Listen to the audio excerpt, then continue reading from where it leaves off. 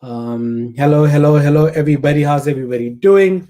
My name is Tshidi. I'm back again with another video with Deborah. And like I said, this week it's going to be pretty exciting. So, don't mind me as you keep on seeing me look around on the side because I've got some notes here and there, questions that I need to ask Deborah. So please join in. Tell us what you guys want to hear. Ask as many questions as you want, and let's make this happen. Let's get it going.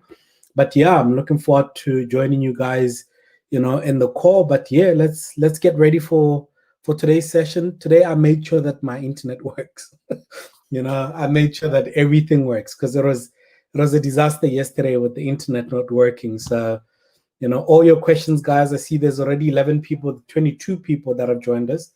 That's fantastic. So yeah, the numbers are going up, which is fun. 30 people joined us.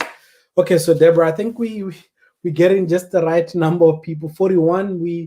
We're going up. I think the salary conversation is stressing quite a lot of people. So thank you so much for joining us, everybody. We'll just wait for another 2 more minutes because it's starting in literally exactly a minute. But yeah, just hang in there, guys. As you type your messages, I'll be able to see some of the comments.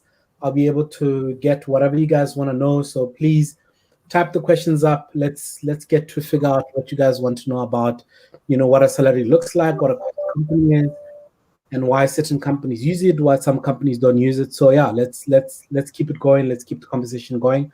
This is going to be another awesome day. So I see we literally exactly 1 o'clock in my time, which is 2 p.m. Central African time. So Deborah, thank you so much for agreeing to being part of this.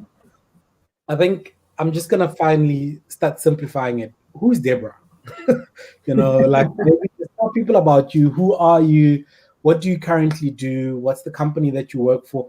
What are some of the things that Clubhouse has done? Because I've been part of some of those events, and I'd advise anybody to be at any event. It's always amazing. So who's Deborah? Perfect. Well, Steve, thank you for inviting me. Everybody, please excuse the dogs in the background. I am working from home today. Oh my goodness. Typical. But guys, I was pretty much in exactly most people's shoes. I was working in corporate, I was working in banking. So I had exactly these kind of conversations about different salaries and things. And then I started working in the human capital space. And I have been a partner in my own human capital business for the last 5.5 years with my partner, Roy Clark, and that is Clark House Human Capital. And we've run a very successful human capital business focusing on side as well as the advisory side, which really focuses on topical things which we think corporates often need from a human capital perspective. There's often many training initiatives out there which are, tick box or they're needed for training things, but there's not things that focus on things like diversity, inclusivity, performance teams, unconscious bias. So those stuff to really help define, who their businesses are and how they want to be with their employees and how they want to have the correct workforce. And on the recruitment side, obviously a big part of what we do is obviously work with candidates, obviously to find great positions and help them to negotiate their salaries as part of that offer. And I often find that many people don't understand, firstly, what their own salary or package is, and then secondly, what they're being offered, and actually what makes that up. And I think, I think that's pretty much why when Tshidi posted something about wanting to do this, I thought that's a very important topic, actually. Is there a reason? Do you know why maybe most companies don't simplify the salary conversations for employees, or is it just how it's always been structured from the past? I think they don't realize that they're different to anybody else, to be honest. I think most companies just think it's stock standard. If you think of when you're internally in HR, it just everybody does it that way because that's in your company. And I think I don't think HR thinks about the fact that candidates don't understand it. You get an offer letter that's 30 pages long sometimes, your contract. And sometimes that's quite confusing for candidates, and they don't actually understand what each of these things actually mean. Whereas for the company, they're thinking, well, we've spelled it all out for you, But it can be exceptionally confusing if you don't actually understand what each thing means, or what you've currently got and how it is to what's in this offer letter. Okay. And then, so you guys as Clark House has literally in the last couple of years been assisting different corporates in understanding some of the strategies of going to market, some of the things that are tricking them. What's been one of the ones that you've said right now, post-COVID, we need to start really paying a lot of attention to in the human capital space? Because I feel like we speak about it theoretically, about some of the changes and working remotely and all these things. But do you think even from a salary point of view, that we should still continue paying the same salaries with people not necessarily going to the office? Or should we now start looking at salaries being paid as agile as the work environment is going to be? It's a very interesting topic, and I have heard some people starting to talk about it, because firstly you get the company saying, well, why should I be paying you as much if you're not having to travel into work, you don't have to do X, Y, Z, whereas the candidates going, well, now I have to use my own coffee and I have to use my own Wi-Fi, but they're going, but you have more work-life flexibility, so there's this whole kind of conundrum of, what is this new flexible remote workforce? Is it going to be permanent, and are people going to permanently work from home, or is it, most people think there will be a hybrid model kind of going forward, where most companies will have, you kind of come into the office when you need to, or certain days a week, and we have more of a flexible hybrid model. But yes, exactly that. Like, what benefits do we need? Is leave going to be the same? Is a benefit now going to be that flexibility of work whatever hours you want? So these are all the conversations that our companies are having, and I think it's going to make different companies more attractive for certain people. I think especially, you get moms that are highly educated, maybe young kids, it's very difficult for them to be at a corporate job. This kind of work might work for them. At the same time, it also might not work for them, because it's also really hard working from home with young kids. So it's kind of each to their own. And I think you're going to find everybody trying to mold it next year and trying to figure out, how do we work this and how do we remunerate for this? Yeah, okay. And then I did a video last week that spoke about cost company, or CTC, the dreaded CTC word that everybody literally hears about. So I think maybe if you can just expand a bit more about what does it mean? Because for new people in the market, for people that have been working for so many years, just this word of CTC is still very, very confusing. So and I was so happy when you said to me, you're very keen to be part of this, because I'm like, I can explain it from a in-house recruiter mindset, but I'm not always going to get it right. And it's always nice to take it to people that have literally been doing this and they understand this truly, because you have to explain it to a candidate, and you explain it to about so many different companies. You've worked with multinational companies. So what on earth is this thing called CTC? What is it? Sure. And I think the important thing to note is it's not the same at every company. And that's what I realize, is not every company offers the same benefits within your cost to company, which I'm sure if people have changed jobs, you realize. So cost to company is exactly what Tshidi said last week. It's exactly the amount of money the company will put aside that it's going to cost them to hire you. It doesn't include your performance bonus, though, because that's not a guaranteed cost. And most bonuses are performance related, depending on the company's performance as well as your performance. So they don't have to guarantee that. Only if you've done well will you get that. So your guaranteed cost to company is generally your salary as well as benefits. And to be honest, I always thought, growing up in South Africa and working in South Africa, I always thought this is the way the rest of the world operated. And, only in the last year did I realize that actually, no, it's actually very much a South African thing, this cost to company thing. And that's why you'll find many multinationals coming into South Africa, they operate totally differently. We can go into that a little bit later. But let's first talk a little bit about kind of cost to company. Tshidi, do you want me to kind of go into what kind of makes up each aspect and what to kind of look at? Yeah. Okay, perfect. So I think the first thing to realize is a lot of people see, when you get your cost to company, say they offer you 500,000 Rand cost to company, And then you obviously have your cash portion and all your benefits. So you have to structure that in a way, depending on what they offer, of what benefits you want. Yeah. What's really important to remember is that things like retirement funding, being a pension or provident fund, and that is actually very important. And it's still your money. And I think what a lot of people forget is when they get to cost to company, they look at the cash portion, they only look at the net. And they go, but I'm only taking home, say it's 50,000 Rand a month. They're going, but I'm only taking home 22,000 Rand a month. Yeah. What's happened to the rest of my money? I've lost it. And the reality is you haven't lost it. You are paying for your future. And it is exceptionally important to provide for your future. Because when you get to 65 one day, you're going to need that money to survive. And the younger you start saving, the more compound interest on that investment, the more you're going to have and the better life you're going to have when you're older. So please don't forget the value of doing that. And often what will happen on a pension or provident fund is that you will be given different levels that you can choose.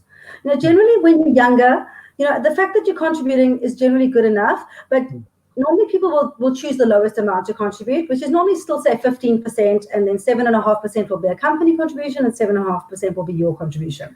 And the reason that you would probably choose the lower amount is when you're younger, you're in your kind of wealth accumulation part of your life. You're still paying for your car, you're paying for your house, you're paying for your school fees. So there's a lot of expenses that you have.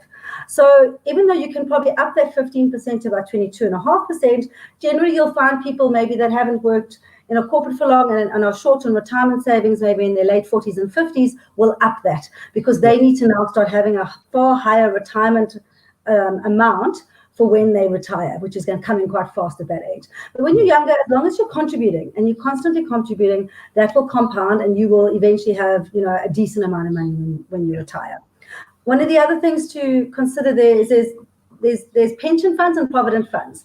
And you can always ask a financial advisor to really give you the complex details difference of the two. Most companies don't offer you both. I've only come across one or two companies that will say to you, you can either choose the pension or the provident fund. There's not many like that. But generally, I find most companies in South Africa, it will be a provident fund. And the only difference between a pension and a provident fund is the way it's taxed and how you can take the money out at the end. And a financial advisor can explain that to you if you have to choose between the two. But there's not that much difference between the two. So I think that's pretty much what I wanted to say on the pension fund. But just please don't forget that even though you're sacrificing now, it's very, very important to save for your future. Also, there's a big tax benefit. Yeah. While we're still on that pension fund thing, so there's a new phenomenon where people literally resign from companies and then they take out that money. So you resign from company X to go to company Y. And then because normally that's sometimes the only time you could actually do that. And then people resign just to take the money out. Would you say that's a smart thing to do? Like if somebody says, I'm taking it out to go finish building a house, is it a good thing to do that? So there's two answers here. So the first thing is, to me, 99% of the time, it's never a good idea to touch that money, because what you're doing is you are taking out all your pension fund saving for when you're older, and you're taking it out now, and you are going to be taxed on it now. So all of that tax saving that you had and that you've been saving for your future is now gone. So when you resign and you go to HR, what really frustrates me is how few HR people actually understand this, because often HR will say to you, well, do you want to take your lump sum? And they actually encourage people to take it. And it's the worst thing you can possibly do for your future. So if you absolutely don't, if you are starving, you can't afford to pay your children's school fees, you cannot afford to put food on the table, take the money. Okay. That's the only time I would say to you, take the money, because then right now surviving is more important than your future. Other than that, if you want to go buy a fancy pair of shoes, or you just want a new lounge suite, or you just want to get that new car, guys, you're going to regret it later down the line. You really are, because you're not going to have that retirement that you want, and you're going to have to work a lot longer into your life. So please don't touch that lump sum. Yeah. And then the other thing that we wanted to chat about is when we speak about 13th check. Yes. What is that? Because I know there's companies that do it, and each company does it very differently. So maybe just to break it down for guys, what is the 13th check and how is it normally structured, and what should you know about the 13th check? Sure. So there's different ways that a 13th check can be offered to you. And I think it's really important that when you get offered a 13th check, that you understand what the company is offering. So The first way is that they could say to you, I'm offering you 500,000, and then they'll say to you, would you like to structure in a 13th check? Now, to you, that sounds like, oh, am I going to get extra money? I'm going to get another salary in December. But no, they're taking your same salary that you normally take, 500,000, and divide it by 12, and they're going to divide it by 13. So every month you're going to get less money to fund that 13th check in December. If you think that you always need money for your holiday in December, you really want money for, kids' Christmas presents, and that's important to you, then go ahead and structure in that 13th check, but you will have less money every month, other than December. The other way you can be offered a 13th check is sometimes it can be a performance bonus, so it's not guaranteed. So they can say, we offer you up to a 13th check in performance bonus depending on your performance. Or sometimes companies will say you get your current package plus a guaranteed 13th check, which then actually means your cost to company. So say they're offering you 300,000 plus a guaranteed 13th check of whatever that is, then actually your package is probably 330. That's actually your cost to company if it's a guaranteed 13th check. So it just depends on how they word it, guys. But if it's a structured one, you're not being offered anything over and above.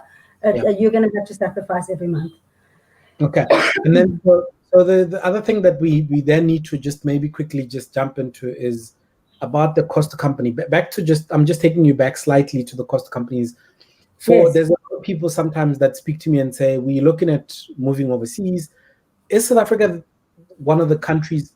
Do we all do cost to company globally? I can tell you how it works like this side. Like, how is the structure for multinational companies, whether it's the US or Canada or Europe? Is it structured the same way, or is it structured very differently? Yeah, so I have found that many companies overseas and even in South Africa that are global multinational. So a company that has a head office. So if the head office is in America or England or China or wherever that is, something like a Samsung or something like that, which is not a South African company, but they have offices here. That company you would see as a global multinational. And some of those global multinationals in South Africa will follow the South African model for their South African entity, but many of them have a global structure of how they offer their packages. And what I've found with most global multinationals is that the benefits are fully paid by the company. So when they offer you a package, they're actually only offering you a basic salary. So say you're currently on 600,000 Rand cost to company. Now you go for interviews, they come to you with an offer and they offer you 550,000. You're like, but that's less than I'm currently on. So the reality is, what you're not realizing is that with a global multinational, they pay full pension, full medical aid for you and your whole family. So generally you'd add on, say, another 10 to 15% for pension on that. So at 550, you could add another 55 to 60,000 Rand onto that for your pension provident.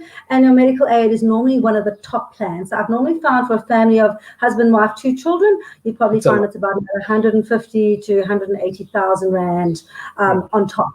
And the nice thing with a global multinational is if you have another child. So say you're a young person, you join the company, you're unmarried, you then get married. Your wife gets added onto your medical aid at no cost to you. You then have twins. Your twins get added onto your medical aid at no cost to you. Whereas in South Africa, if you have your medical aid and you're currently paying to Discovery for a single person, 4,000 Rand is being deducted off your salary. If you add a wife and 2 children, that could be up to 10,000 Rand a month. That's going to come off your salary. So you're going to net 10,000 Rand less per month. Sure. Okay, so before we jump into the shares and a bit about the bonuses, I just want to try and answer some of the questions that the guys have got. Sure. Marcia had this question earlier. I think she was one of the first ones to ask questions to say, how do you resolve issues where candidates from previous companies were underpaid? And this consequently affects the potential earning in the future role. Like, is there a way in which companies like yours or other organizations or recruiters like me can actually assist when it comes to that? Because later down, there's a question that somebody also speaks about to say, why is it that company ask for our previous pay so that they can keep on messing us up again? Because now they say, but you're earning 200,000. Yes, the role pays 600,000, but we're going to only give you 400,000. Is there a way in which whether the candidates can use this to negotiate? Is there something that they can say? Like anything that you can just give them tips to say, how do you then resolve something like that? I agree with you. This is probably one of the most difficult topics to broach. So firstly, I think probably 90% of people in the market all think they're underpaid. Just so you know, everybody seems to think they're underpaid. So I think the reality is you have to establish whether you really are underpaid or whether you just feel that you're worth more. So I think if you are going to come out and say that you're underpaid, you need to have some kind of proof. So you need to maybe get a salary survey. There's quite a few that are free out there.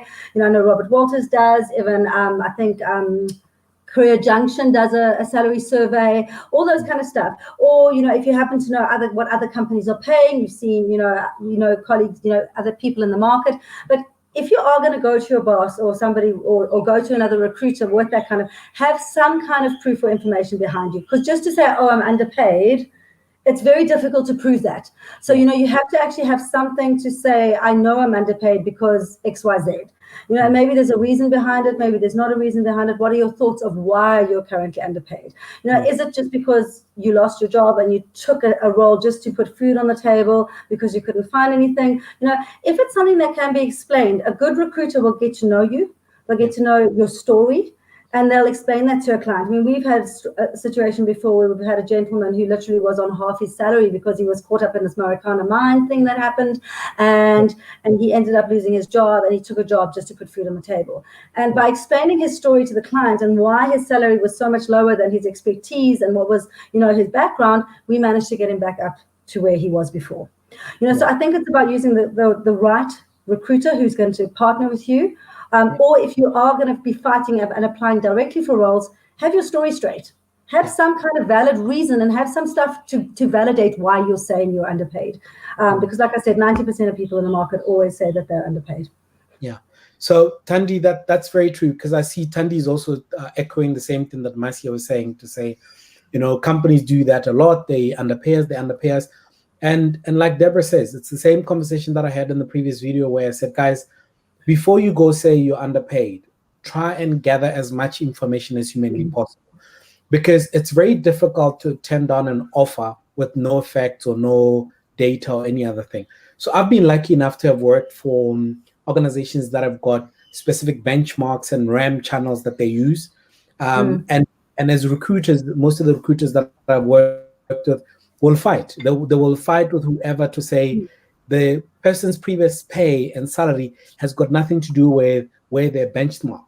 And also because what used to happen is that we used to get an audit every year, and that audit would normally tell if there's certain people in the team that are underpaid. And if they're underpaid, they had to be fixed up at a certain time, not even during the increase period. So I was lucky enough to have worked with companies that were doing that, and they're consistent when it comes to that. And we always used to say, you never bring anybody below the 25th percentile. But what is very important, guys, is exactly what Deborah was saying, is do as much research as humanly possible. Because when you bring in some of these things, it cannot be one of the things where you're just saying, I know I'm underpaid. With what facts?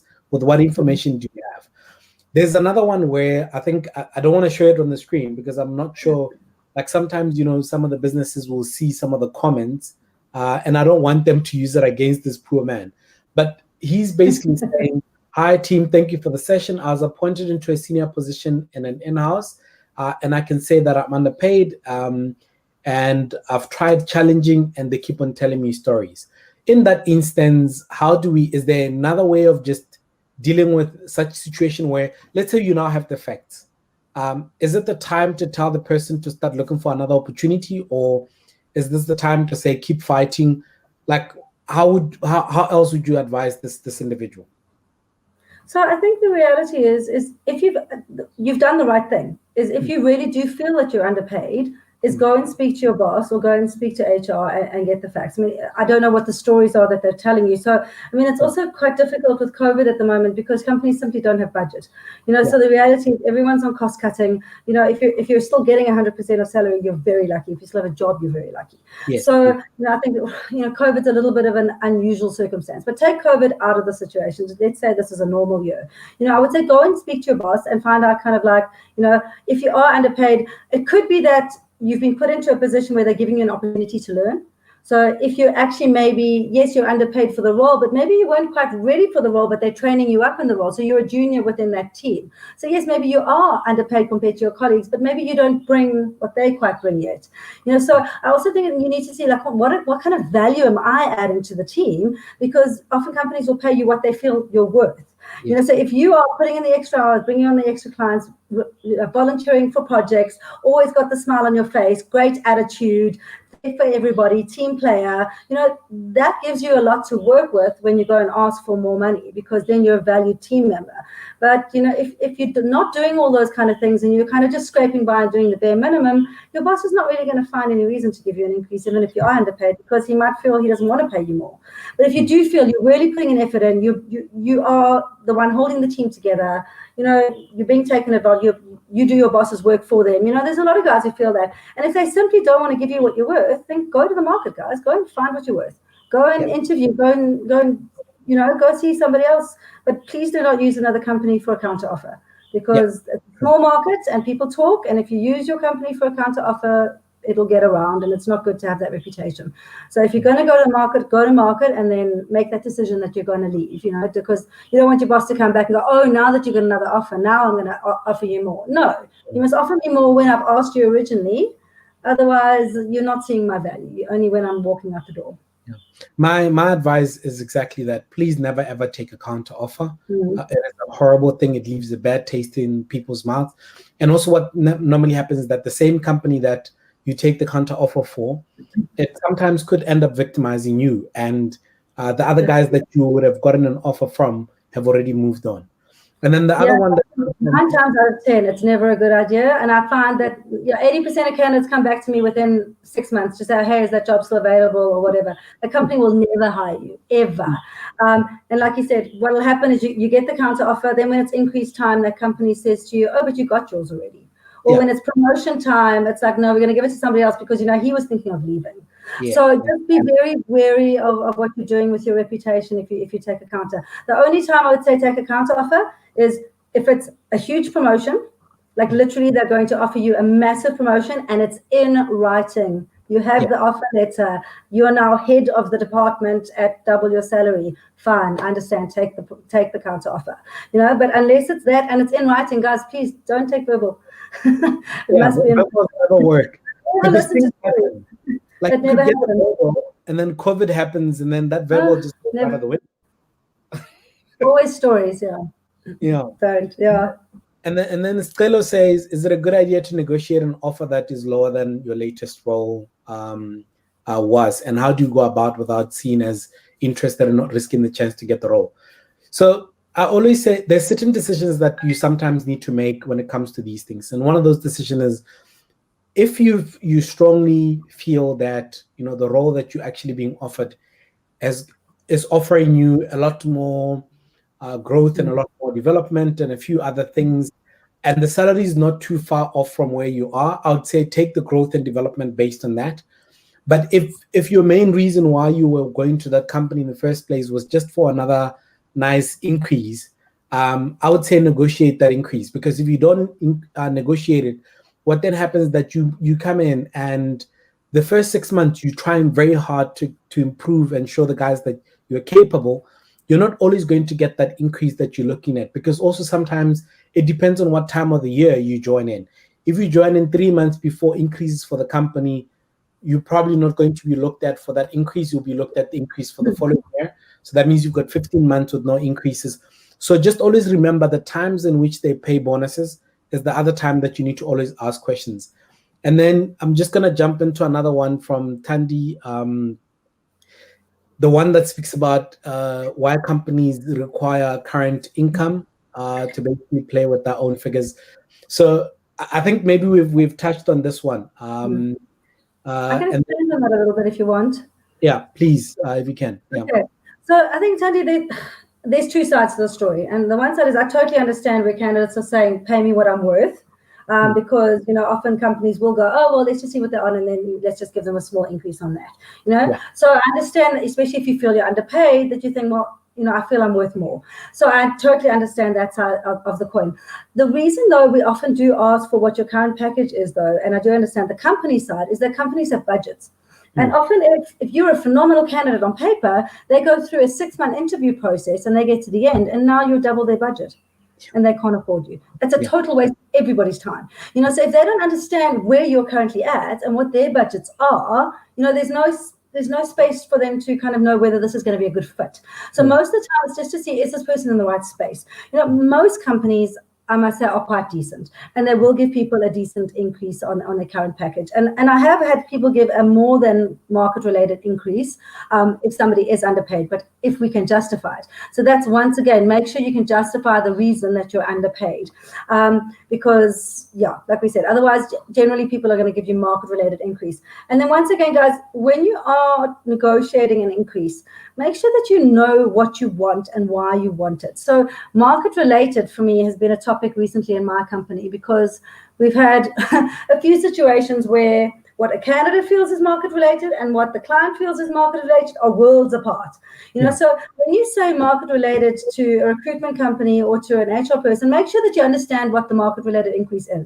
At the moment, market related is probably 10 to 15%.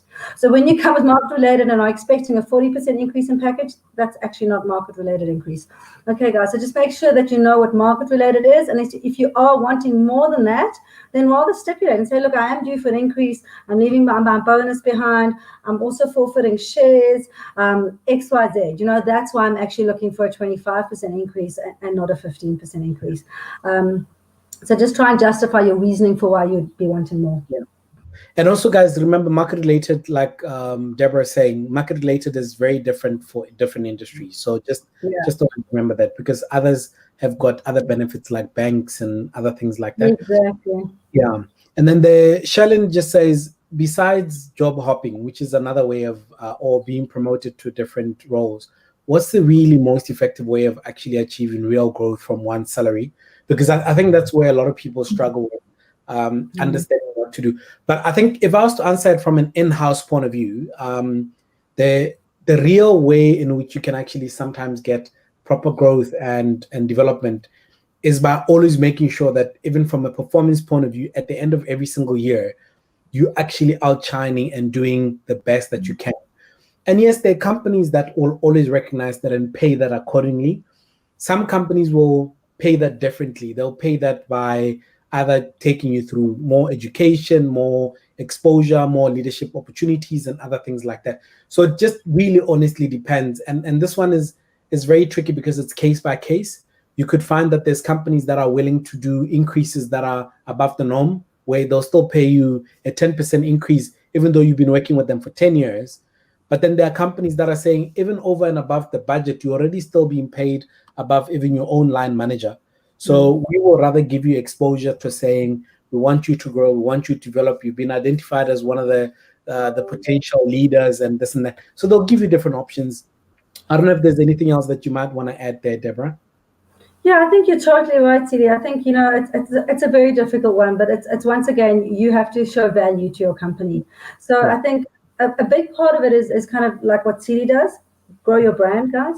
If you want to be seen as a thought leader in your space, start creating that. Only you can create your future. So you need to start looking at, who am I? What is my brand out there? What is my brand on my social media pages?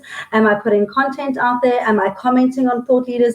Am I getting involved in my industry? Am I part of forums? Do I volunteer for projects? Do I make sure that I excel and do things at a far higher level than everybody else? Because that's what's going to make you shine within your organization, and that's what's going to make you, get those opportunities internally. And then once again, I wouldn't suggest job hopping every year. I would say to people, try and stay at a company for at least 2 years, 2 to 3 years at a time, because your first year you are learning.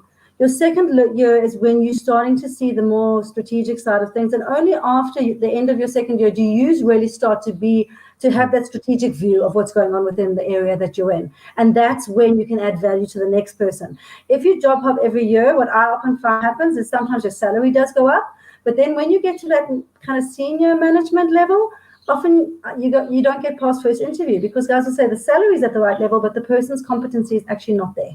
So just remember that your experience and what you're learning in your role is really important, not just the salary and job hopping and what your title is, because when you will get to those senior roles, you have to have that strategic ability and that real in-depth knowledge of your space behind you, which we don't get if you job hop every year.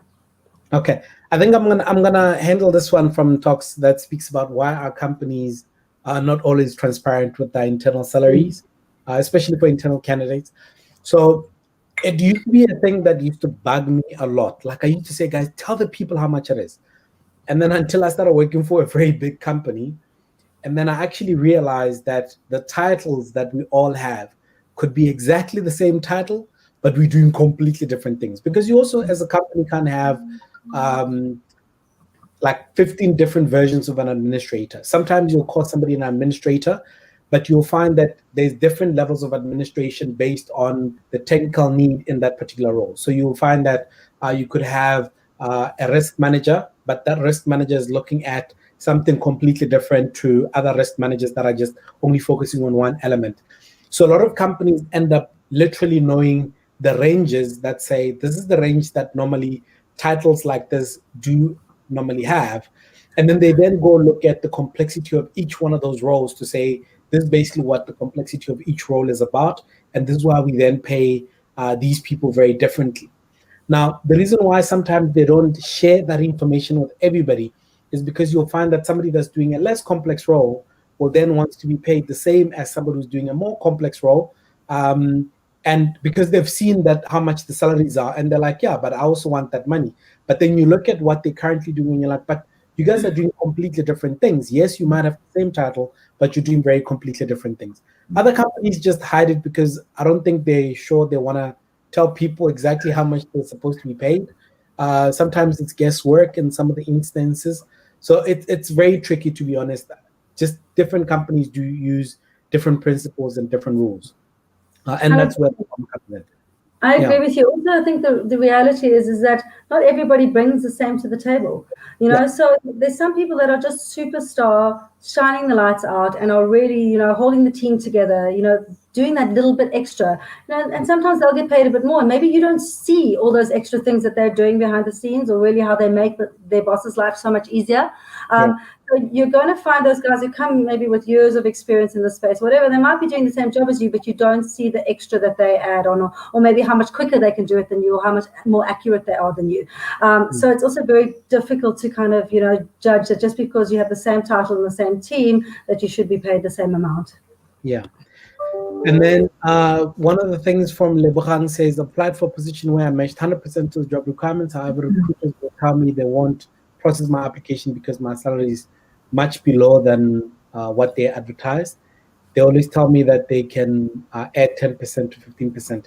Well, if you're already being paid way below, like if you're earning less than what the company is paying, I honestly don't see the reason why they shouldn't process your application. I think this one boggles my mind, to be honest. I don't know if Deborah might have a different reason, but for me, if you're already below the package and you come in to join us and we know we can afford you and we can pay you the right amount, I don't see why somebody should give you a reason not to process your application. So just for me, it just depends on how much below you are, because sometimes requirements can seem that you are that you do have the basic requirements, but if a job is offering 800,000 and you're on 200,000, that's a huge gap.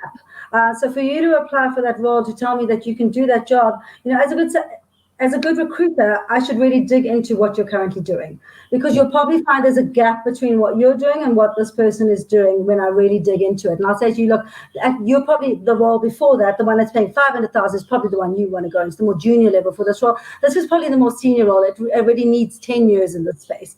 So you might have all the kind of qualifications and some of the experience, but maybe not at the strategic level that this role requires. But that's when a good recruiter should actually be able to dig into it with you and not just be about the salary and say, right, let's unpack this.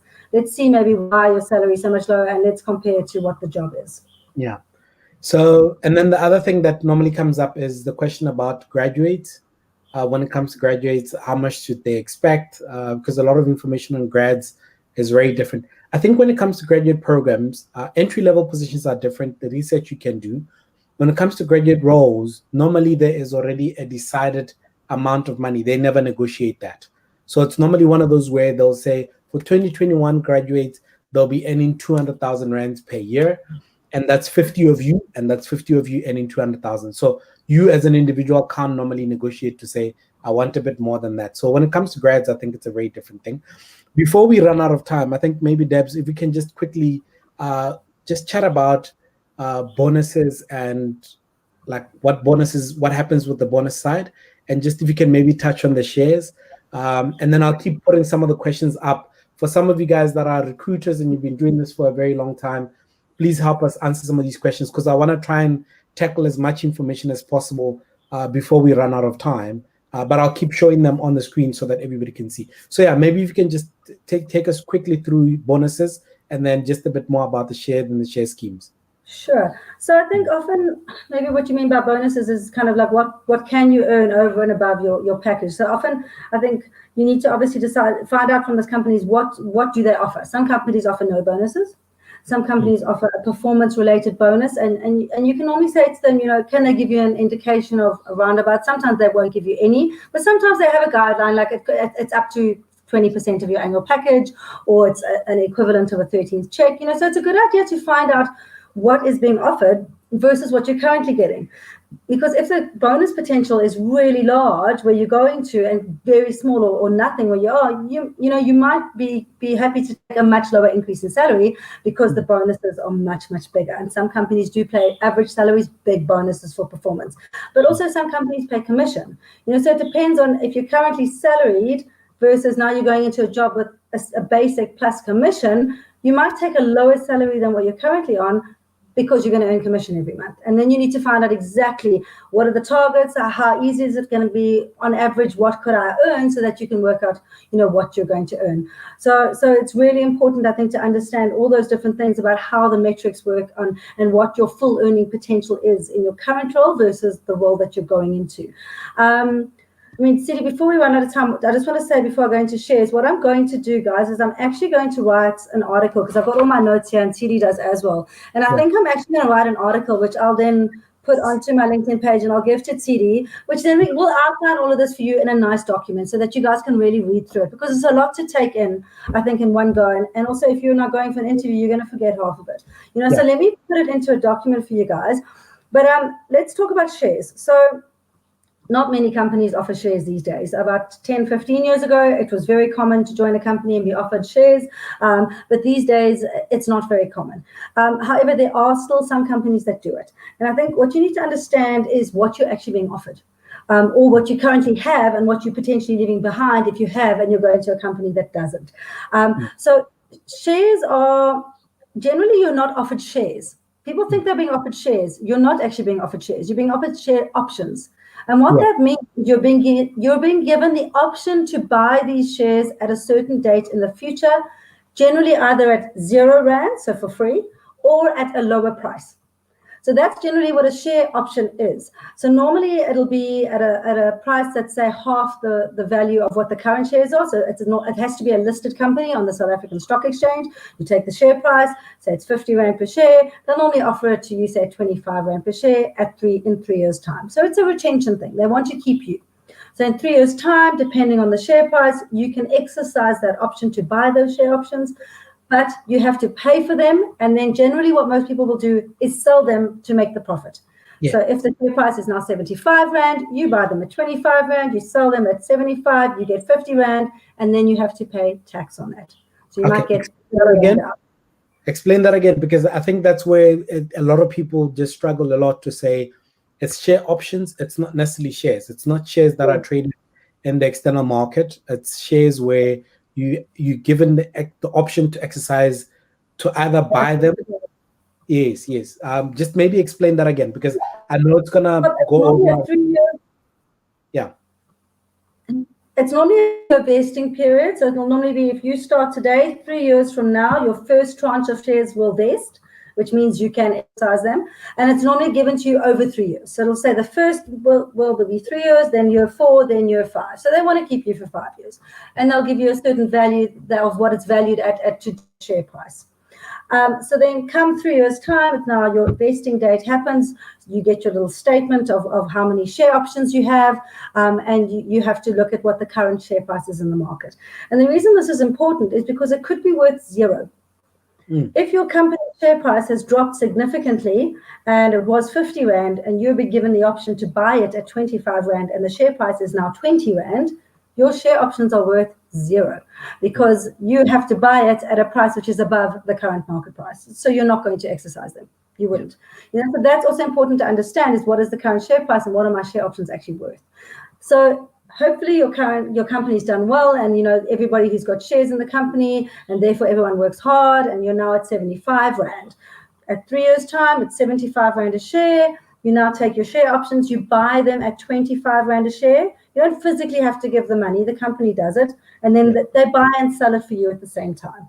So they buy it at 25 Rand, they sell it at 75 Rand or the market price, and that the profit is what you earn. But whatever profit you earn on shares, guys, is taxed. And I think, don't hold me to it, but I think it's capital gains tax, Tshidi, that you pay on shares. I think you pay CGT. So you have to pay your capital gains tax on that, and then whatever's left after capital gains tax, you get as your shares. Yeah. Okay. Fantastic. Or as your yeah. And then when it comes to that, because you did mention that some of the shares could be back to equivalent to 0. So let's say I'm changing companies and my shares were vesting next year. Like, what would you advise somebody to then do? Because a lot of people tend to think, you know what, I'm going to lose out on those shares, then tough luck, and they just walk away. Is there any advice you give some of these guys to just know as a negotiation tool? Because I know we sometimes use it as a negotiation tool. Sure. So the first thing, guys, when you're dealing with a recruitment agent, make sure you tell them everything up front.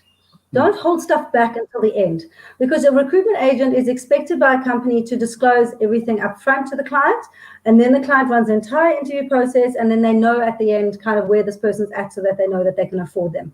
If you've gone in at, you know, I need a market-related 15% increase and you're currently at the top of their bands and you only come at offer stage saying, oh, but now I've got 200,000 Rands worth of shares, that could derail your entire process because the company might say, well, I didn't know this and I'm not willing to pay for it.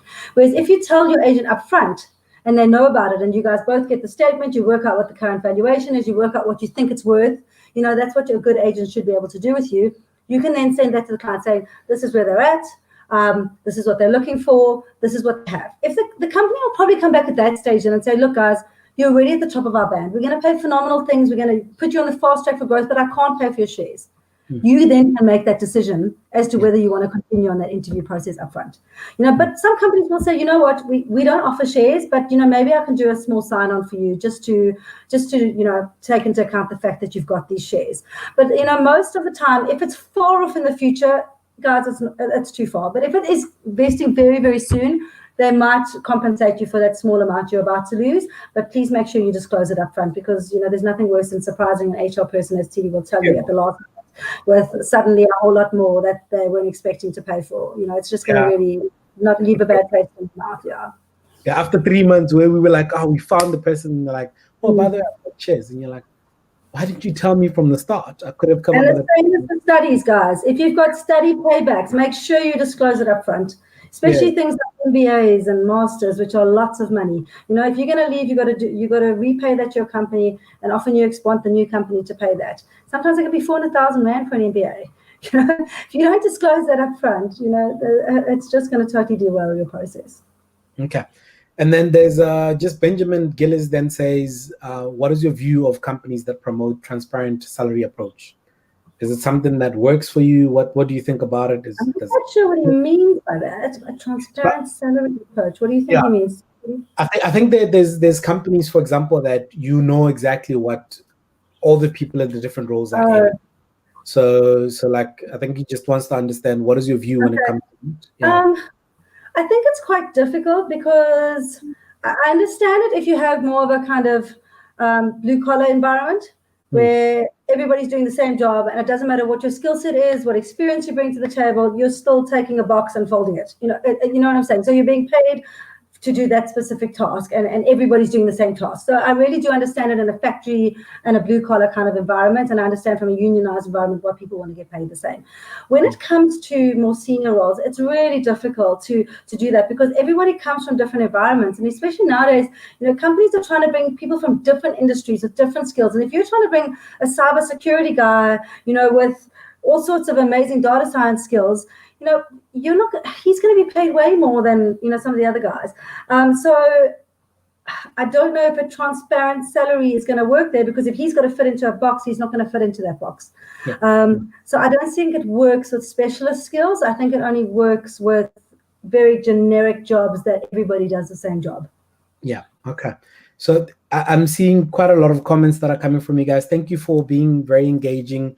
Once again, this video will always play on my YouTube channel. It's Top of the Morning with Tshidi. You can just search for that and you'll find me there. And what's very nice about this discussion, guys, is that Deborah is gonna put together this article. She's gonna put it on her LinkedIn page.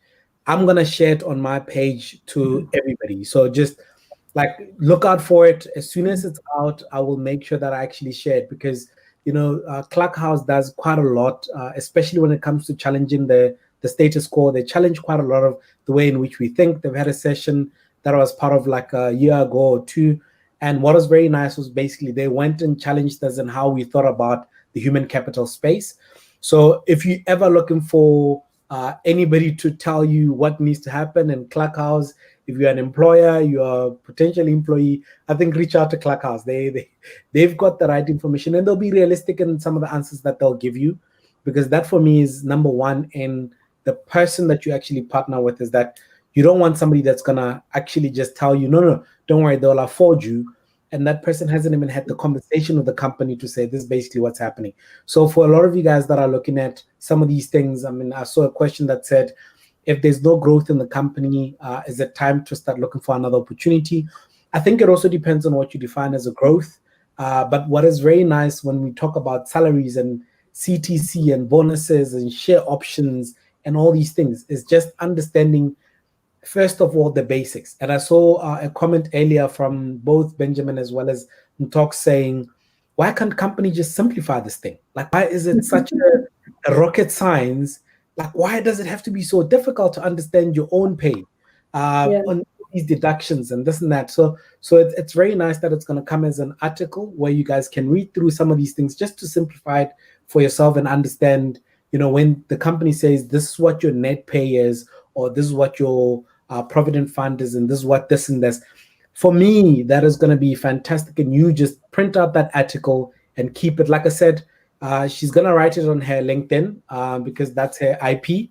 And it's very important that she shares it on her LinkedIn page. And I promise you, I'll keep sharing it as much as I can to make sure that as many of you guys get to see this. This video will then keep on playing on my YouTube page. So if you just joined us now or you joined a bit late, you know, don't forget to go check Top of the Morning with Tshidi. It's on YouTube, and we'll be able to share some of those things. And then just the last few questions that I'm just going to throw at you, Debs, is there's one that says, have you had candidates reject the low offer and then offer a higher salary according to the figure they gave? Have you ever had somebody that says, no, but you guys are smoking your socks, and then the company comes back with a better offer? Yes, I have, and it just depends on firstly, you try and not get to that situation, because as a good recruiter, you try and explain the situation so that you don't get there. But every now and again, you will find that, to be honest, I'm sure Tshidi knows, HR people don't always read every email that you send them. So sometimes you'll send them all the details and they've missed that email and they've just looked at basic or at the pay slip and they've based it on that. So sometimes I will then have to go back to them. So say they've now sent an offer and it doesn't include some of the things that we were very clear about upfront. You know, and then I'll go back and say, on the summary on the CV, as well as on the email I sent you, I did explain to you, you know, X, Y, Z, this is the situation, this is why this, and therefore they actually also get, you know, full paid fuel allowance or whatever it is that also increases, you know, banking benefits, all that kind of stuff that you might not see on a pay slip. And then I have had companies come back and go, oh, okay, sure, sorry, we missed that. You know, I will increase a little bit. But you have to have justification and you have to have gone to them beforehand. If you just come into them last minute, it's very difficult to go, oh, sorry, I forgot to tell you, there's also this. You know, the client's not going to not going to offer them back and say, no, I'm going to give you more money, you know, unless they really want you and you have a very rare skill set. Because if you're in a job where there's 50 other people lining up, they're just going to offer somebody else. Yeah, no, definitely. And then another Deb says, from one Deborah to another, well done. Thank you so much, guys, for being part of this. I know we've got like just only 7 minutes before this this ends. What I'm also going to do, guys, is, like I said, please follow Deborah on LinkedIn. You'll see her LinkedIn page there. I normally share some of the information that she's got. Please follow her there, get to understand what the company does, some of the things that they've also done. And like I said, once the article is ready, I will make sure that I actually share it on my LinkedIn page, so that everybody's got a sight of what we were talking about. It can break it down a bit more, simplify some of these things, and ensure that at least you're able to do everything else. And I think the only thing I'm going to put you on the spot with, Debs, is from what I'm seeing, a lot of people are loving your engagement and being part of us and doing these sessions with me. I don't know if you're frozen for now. I think Deborah is frozen. Oh, you're back. So can we look at maybe in the next 2 weeks or so, 3 weeks, another session? Absolutely. We can tackle another topic, because like I said, it's nice to do these where I record myself, but this has been a bit more engaging because a lot of people are asking all these questions to say, what about this? What about that? Yeah. And this is actually quite nice. So Absolutely. reaching out to you, luckily I've got your mobile, so you can run away from me. No, I'm free anytime. I think there's so many topics we can talk about. And, guys, why don't you throw some topics at us as well? Suggestions of what you'd like to talk about. We still had so much more stuff we could talk about kind of things you need to compare with, what other things could be included. I mean, we could still even expand more on this. But there's just so many things. And I think it's really important that when you negotiate, a salary, that you know what you're talking about, and that you can stand in your own power. Because it's really important that people are not intimidated or are not scared to ask for what they feel that they're worth. But at the same time, you need to be realistic. So if you come in, there's a fine line between undervaluing yourself and being too greedy. And you need to make sure you're playing in that middle space where you're showing value and you really are getting what you deserve. No, definitely. And anywhere else where people can get a hold of you, Deborah, anything that's happening right now in the next couple of weeks, months, anything that people should be aware of? Not anything that I'm running myself at the moment that I can think of. But if anything comes up, I will let you guys know. Just keep a look on my LinkedIn page. We do kind of post anything that we do on there. But yeah, for the moment, I'm going to be posting this, and there's also 1 or 2 other articles that I'm thinking about writing, on different topics that I will be posting, out there. So please follow me, guys. And yeah, Tshidi, looking forward to doing another session. I think this has been great. Yeah, thank you so much. Have an awesome afternoon, guys. Once again, Top of the Morning with Tshidi and Deborah. We'll see you guys at the next session. And like she says, please share some of the questions that you've got, anything that you want us to tackle, throw them at us. Let's now tackle them, because this is going to be very helpful for a lot of people. And when you guys get to see this video, please share it with other people, because remember, we do this not so that we make money out of it. For us, this is a free service that we want to provide to everybody else. Please share it with as many people as possible. This could help somebody out there. So share it out there. Don't forget to subscribe. I know a lot of you guys, I see there's still 80 people that are watching this thing. Out of the 80, if you haven't subscribed yet, please go subscribe now. But thank you so much. And all the guys that are amazing work you do. What you're doing here is so phenomenal. What we can all do is help to uplift each other, and what Tshidi's doing here is really doing that. So it doesn't take money to always help each other out, and in this time, I think it's super important that we do what we can to help each other. Fantastic. Thank you so much, and have an awesome day until we see you guys again. And then, Debs, you can just stay in the call for just 2 seconds. Okay, sure. You guys on the other side. Thank you. Bye.